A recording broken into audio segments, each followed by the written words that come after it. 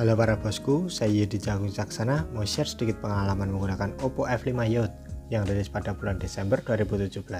HP yang umurnya hampir 3 tahun dan harganya sudah di angka 1 jutaan. Apakah masih worth it untuk dipakai di tahun 2020? Simak yuk.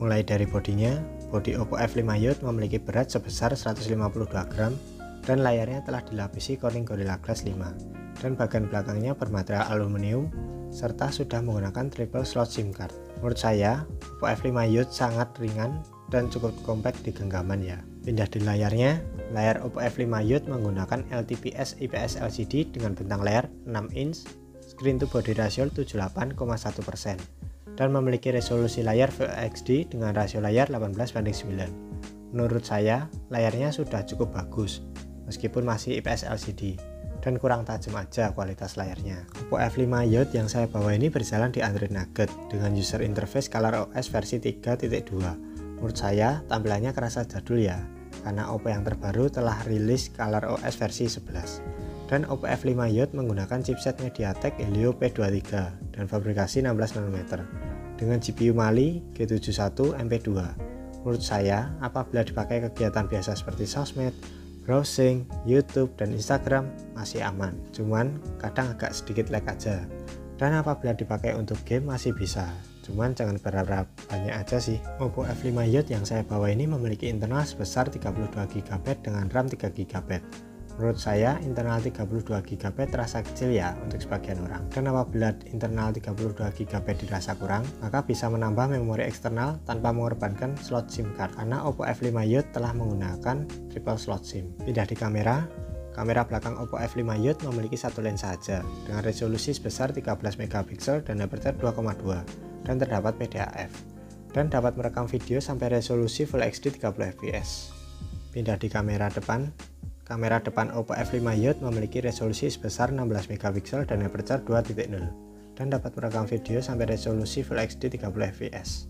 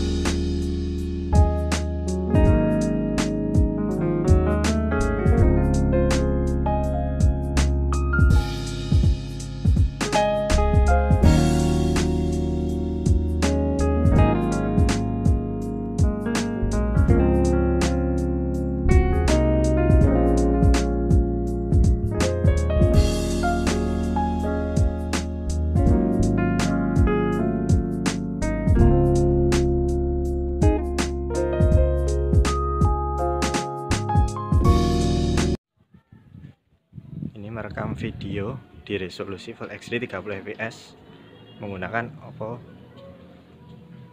F5 Youth di resolusi Full HD 30 fps. Kira-kira hasilnya seperti ini. Apakah masih worth it untuk dipakai di tahun 2020? Kalian nilai sendiri ya.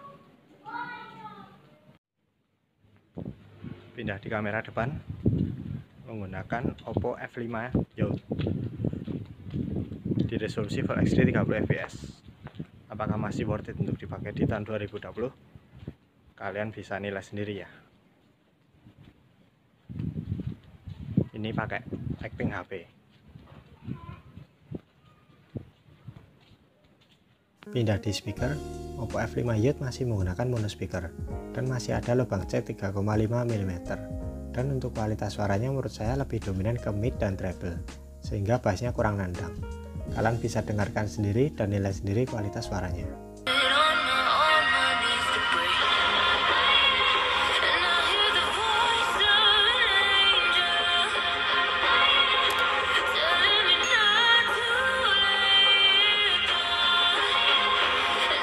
Oppo F5 Youth masih memiliki fingerprint di bagian bodi belakang, dan untuk responsivitasnya menurut saya cukup cepat dan akurat.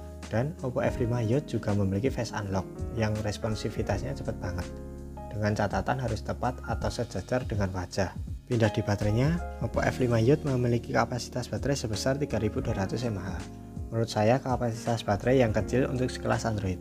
Dan Oppo F5 Youth masih menggunakan USB Type-B, dan apabila dipakai kegiatan biasa seperti sosmed, browsing, YouTube, dan Instagram, maka dapat screen on time kurang lebih 5 jaman.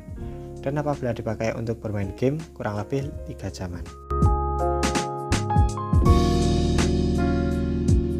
Jadi kesimpulannya, apakah Oppo F5 Youth layak untuk dibeli di tahun 2020?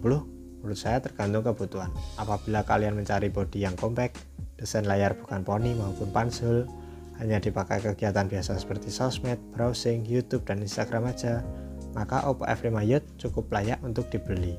Tetapi apabila kalian mencari kualitas layar, kualitas speaker, kualitas kamera, serta chipset yang untuk pemakaian game, maka Oppo F5 Youth tidak layak untuk dibeli. Dan cari opsi lain yang sesuai dengan kebutuhan Anda dan budget Anda. Itu saja kesimpulan dari saya.